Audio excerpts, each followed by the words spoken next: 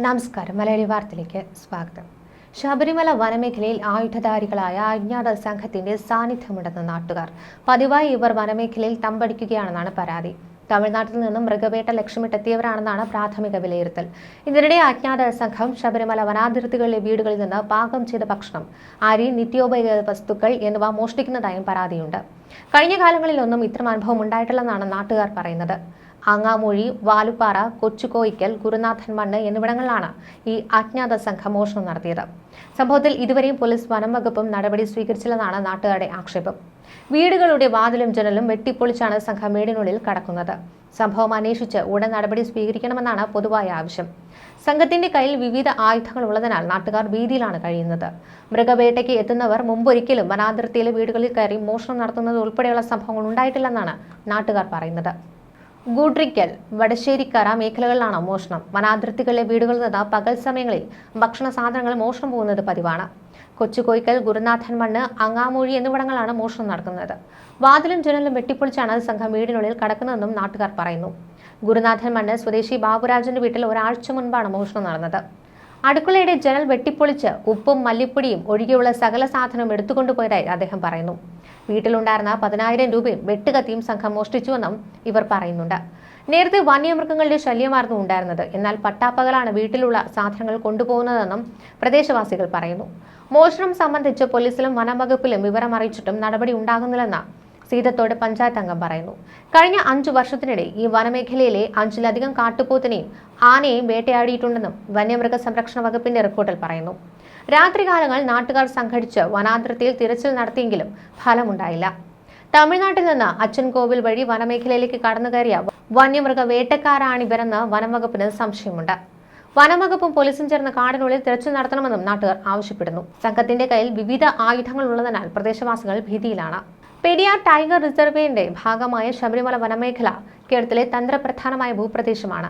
ഈ വനമേഖലയുമായി അതിർത്തി പങ്കിടുന്ന പ്രദേശങ്ങളിലാണ് 1 വർഷത്തോളമായി മോഷണം നടക്കുന്നത്.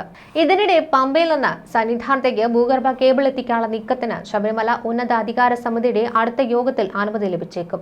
നിലവിലെ പാതയുടെ വശങ്ങളിൽ ഡക്ട് സ്ഥാപിക്കാനുള്ള ദേവസ്വം ബോർഡിന്റെ നിലപാടിനാകും പ്രാധാന്യം. നിലവിലെ പാത കുഴിച്ച് കേബിൾ സ്ഥാപിക്കാം എന്നതുൾപ്പെടെയുള്ള KSEBയുടെ നിർദ്ദേശങ്ങൾ നിലവിലുണ്ടെങ്കിലും സാങ്കേതിക കാരണങ്ങളാൽ അവ പരിഗണിക്കപ്പെടാൻ സാധ്യതയില്ല. ഫണ്ട് ഉപയോഗിച്ച് നിർമ്മിച്ച വഴിയാണിത്.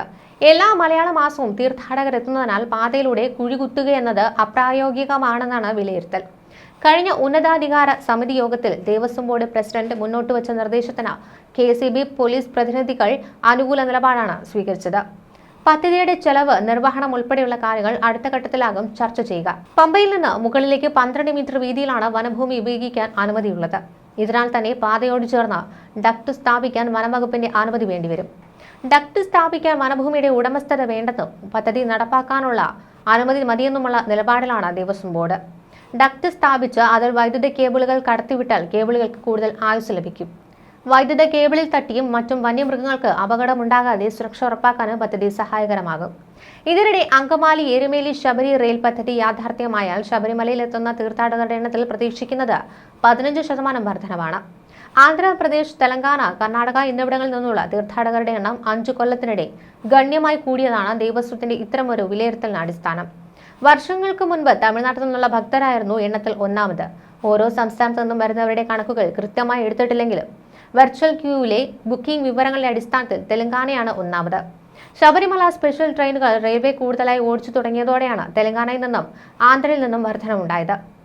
സിക്കന്ദരാബാദ് ആസ്ഥാനമായ സൗത്ത് സെൻട്രൽ റെയിൽവേ സോണിൽ നിന്നാണ് ഏറ്റവും കൂടുതൽ ട്രെയിനുകൾ ശബരിമല സ്പെഷ്യലായി ഓടിച്ചത്. ഇപ്പോൾ മഹാരാഷ്ട്രയിൽ നിന്നും ട്രെയിൻ വഴി അയ്യപ്പന്മാർ എത്തുന്നുണ്ടെന്നാണ് റെയിൽവേ പറയുന്നത്. മുംബൈയിൽ നിന്ന് തിരുവനന്തപുരത്തേക്കുള്ള ട്രെയിനുകളിൽ അയ്യപ്പന്മാരുടെ ബുക്കിംഗ് കൂടി വന്നിട്ടുണ്ട്. ഇപ്പോൾ ട്രെയിനിൽ വരുന്ന തീർത്ഥാടകരിൽ 70% ചെങ്ങന്നൂരാണ് ഇറങ്ങുന്നത്. ബാക്കി കോട്ടയത്തും. ചെങ്ങന്നൂരിൽ ഇറങ്ങുന്നവർക്ക് എരുമേലിയിൽ പോകാൻ കഴിയുന്നില്ലെന്ന പോരായ്മ ഉണ്ടായിരുന്നു. എരുമേലി വരെ ട്രെയിനിൽ എത്താൻ കഴിയുമെങ്കിൽ അതിനായിരിക്കും അയ്യപ്പന്മാരുടെ പ്രഥമ പരിഗണന.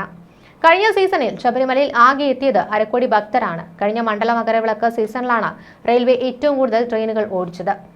415 എണ്ണം. തൊട്ട് 3 വർഷത്തെ സീസണിൽ ഇത് 301 ആയിരുന്നു. 37% വർധനവാണ് ഉണ്ടായത്.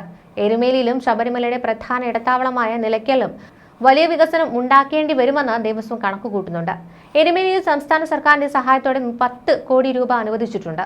ഇതിൽ 7 കോടി റോഡ് വികസനത്തിനും ബാക്കി ക്ഷേത്ര വികസനത്തിനുമാണ്. വൈകാതെ 10 കോടി കൂടി അനുവദിക്കുമെന്നാണ് പ്രതീക്ഷ. നിലയ്ക്കൽ വാഹന പാർക്കിങ്ങിന് മാത്രമുള്ള ഇടമായി ഇപ്പോൾ കാണുന്ന രീതിക്കും മാറ്റേണ്ടി വരും. മാസ്റ്റർ പ്ലാനിൽ നിർദ്ദേശിച്ചിരിക്കുന്ന വികസനം ഇവിടെ വേണ്ടിവരും. ശബരി റെയിൽപാത ശബരിമല വികസനത്തിന് ഊർജ്ജം പകരും. തീർത്ഥാടകരുടെ എണ്ണം കൂടുന്നതിനൊപ്പം ക്ഷേത്രത്തിന്റെ പ്രശസ്തിയും ഉയരും. പദ്ധതി വരുമ്പോൾ ചെയ്യേണ്ട കാര്യങ്ങളെക്കുറിച്ച് ദേവസ്വം വൈകാതെ ആലോചിച്ചു തുടങ്ങുമെന്ന Thiruvithamkoor Devaswom board president advocate PS Prashanth വ്യക്തമാക്കി. ന്യൂസ് ഡെസ്ക് മലയാളി വാർത്ത.